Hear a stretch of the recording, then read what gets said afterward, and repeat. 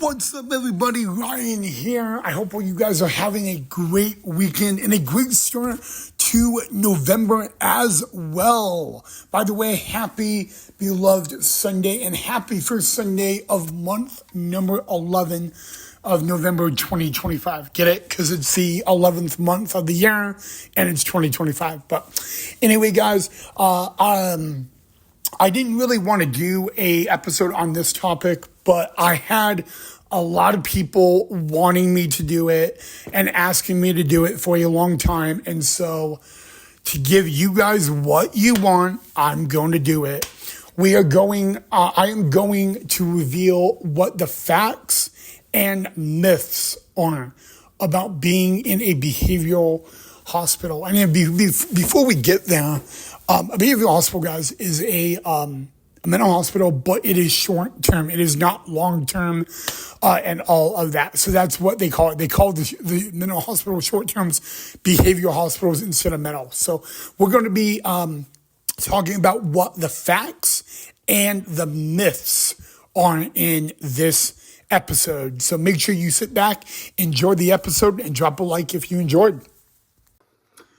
Okay, so question number one, true or false? Can your room be searched at any means necessary? That's a really good question that I was asked. I actually got asked that by my girlfriend, Lindsay. That is actually, believe it or not, a fact. Yes. Now, it's again, guys, it's extremely, extremely rare. But when you are in a facility for behavioral health, mental health, just understand that your room, guys, that you're in, you got to remember it is technically property of the facility. So, yes, at any given moment, guys, your room can be searched. That would only happen if there is a rumor of contraband found in your room, or that there is a rumor that there is contraband found on the wing. So yes, guys, that is true. And those, again, it is extremely, extremely rare, guys. But just for your guys' understanding, the only time I experienced that, literally, they didn't even tell us. It was actually a funny story. I was in the shower and all that, and I had no idea what was going on. And I get on the bathroom door, and it was my roommate, and my roommate's like, Ryan, get dressed, get out ASAP, because they're like, you, and I'm like, what's going on? And he walks on in the bathroom when I'm in the shower, and he's like, Ryan, you literally have 5 minutes. My roommate's telling me this. I'm like, shut up, man, don't tell me to get out. And he's like, no, you don't understand. They're searching everybody's room. And they are giving us 5 minutes to all be in the hallway. So I had 5 minutes, and luckily my roommate saved my butt on that one. And basically what happened, guys, is all the patients had to stand in the hallway right in front of the room. And basically they didn't pat us down, but they went in and out of the rooms. They brought canines in from the sheriff's department and the police department. And it was really crazy. My room was like, I told the officers, and I told the staff, I'm like, look, you can search all my stuff. There's nothing illegal. And at the end of the search, they ended up finding 7 weapons, and all 7 weapons were the end of a toothbrush that was sharpened into a shank, guys. And that is probably one of the most scariest experiences I've ever had in my entire life. And that was found on my wing when I was in one of the mental health facilities, guys. But I'm going to be honest with you, that is true. Your room can be searched. But again, guys, the chances of that happening are not even at 10%. It's way below and all that. But yeah, guys, it is scary, because you got to know that you don't have, you can't say no, you can't search my area. You just don't have that right as a patient.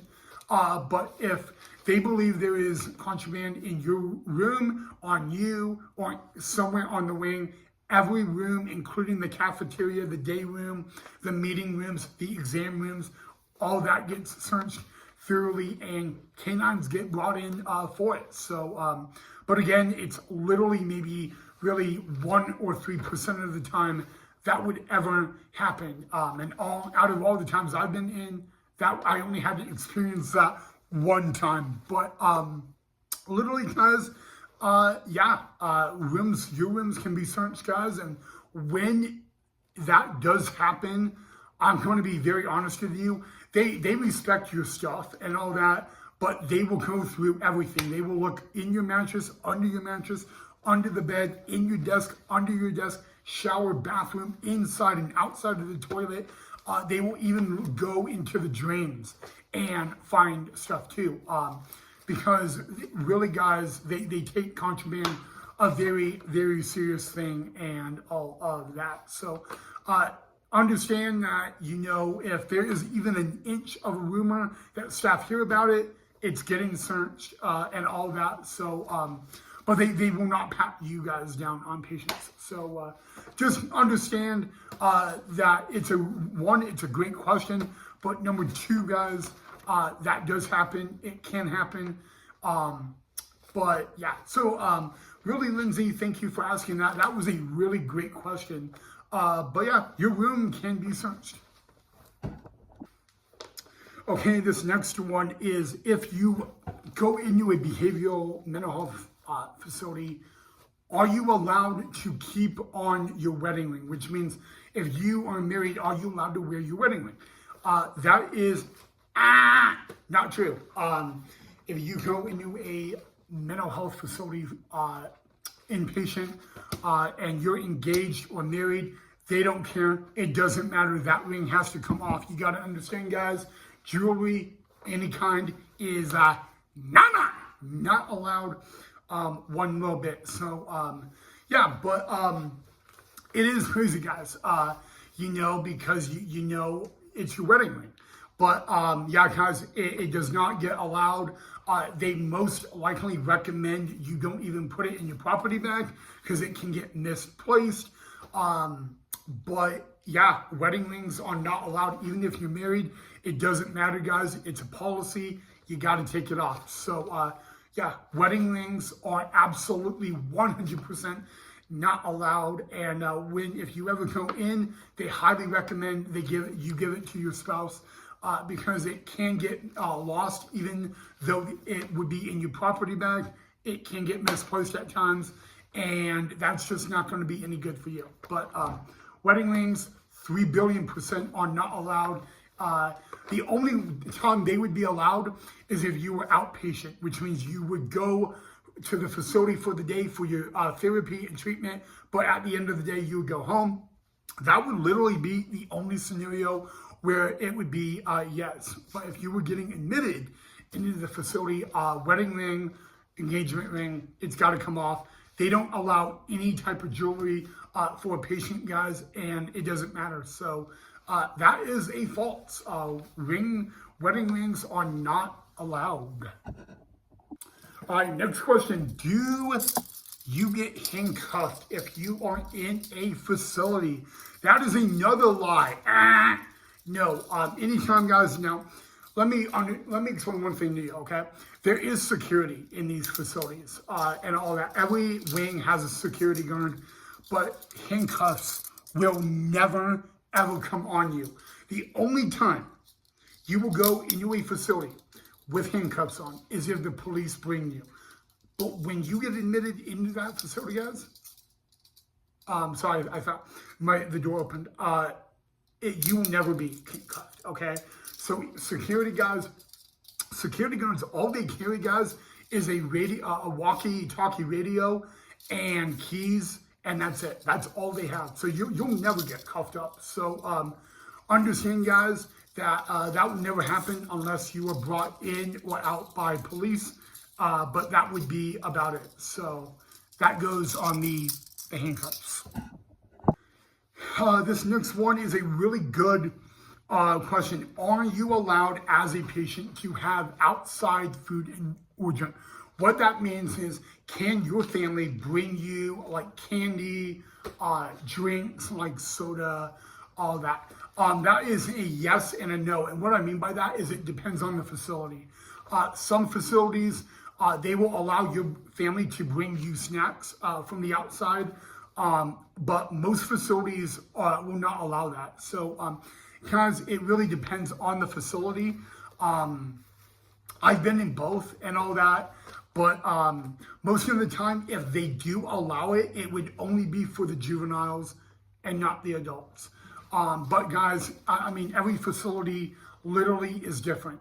And as a patient, you will know right away if that is a yes or a no. If it is a yes, there is one thing you got to know that it would be searched because believe it or not, people have done that. I remember when I was on a juvenile wing, my one of the other patients, his family was bringing in like Gatorade for him and candy, and when it went through security, they ended up finding marijuana in it. So it does get searched, you know, just saying. But yeah, depending on the facility, guys, most facilities say no to it, but if they do allow it, literally the juvenile wing would be the only one. And the last one, are you allowed to hug your visitors? That means your family when they come visit you. That is true. You aren't allowed to do that. Yes. Anytime you get a visitor, guys, you are 1,000,000% allowed to hug them and all of that. They will never ever say no to that. And that's literally because I say this a lot. When you're in those facilities, guys, you don't get human contact. You're not even allowed to hug another patient. You're not even allowed to do like a bro hug handshake and all that. So yeah, when you get a visitor, guys, 100% you are allowed to hug and all that. They will never say no to that. So, but that is a good question. And all of that. So, and I actually, guys, I got another question asked literally right before I began this video. So here's the last one. The last one is it true as a patient, you are allowed to decline a visitor or a phone call? You aren't. If you are ever in mental health facilities, guys, and your family calls or your family visits, are you allowed to decline that? 100% yes, that is your right as a patient. I've never done that to my own family, because I would never, even if I'm having a shitty day, really crappy day, really bad day, I still did it. You kind of understand, guys, with other patients, guys, I've seen them do that. And I've always sat down with them and I've always said, hey man, I know you're having a really rough day. I know there may be a lot going on and all that. And it's not my place to judge or tell you what to do. But your family, man, they want to see you. Okay, they worry about you. They love you. And you know, I know even though you're having a rough day, shutting them down, I mean, especially when they come to visit you. Understand that you don't need to be on the phone with them for a half hour. You can shorten it. But yeah, never turn your family down. But yeah, guys, as a patient, of course, you aren't allowed to say no to a visitor or a phone call if you ever get one and all of that. So, and I've seen that happen a lot of times firsthand, guys. Some of them I had no idea why. Like, why would you even do that? Others that I've seen, I haven't blamed them. But the thing is, guys, the most important thing as a patient you can ever get is a phone call from family or a visit from family, because you don't get that every day. So just be aware on that, guys. But yeah, guys, those are the facts or myth and all that. And I want to end the video just by saying, guys, anytime you are in behavioral health facility, it is no vacation. It is no day spa, guys. You are there to get better. And there is a lot of stuff that on the outside you can do that in there you cannot do, and that you don't have control over. There is, I've said this a lot, guys, when you're in those facilities, you have control of extremely little, and I mean extremely little. You have no control over the radio, the TV. You have no control over what you eat. Literally, a big one is privacy. I think the most privacy you're ever going to get is when you're in the bathroom, but you don't get privacy in your room. So just remember that, guys. There's a lot of stuff you get out here that you can control, but when you're in those facilities, there is extremely little you control. And like eating, the meal times are the same. And if you miss it, that's on you. So just understand that, guys. But understand that people in there are not crazy. I've been in 14 times in my life, and you're in there because you need help. It's like going to the ER. When you go to the ER, there's something going on, you need help. So just remember that, guys. But yeah, the biggest question I've always been asked, guys, is do you get handcuffed? I get asked that a lot. And again, that is a no-no. Unless you were coming in by the police or leaving by the police. Those would be the only incidences.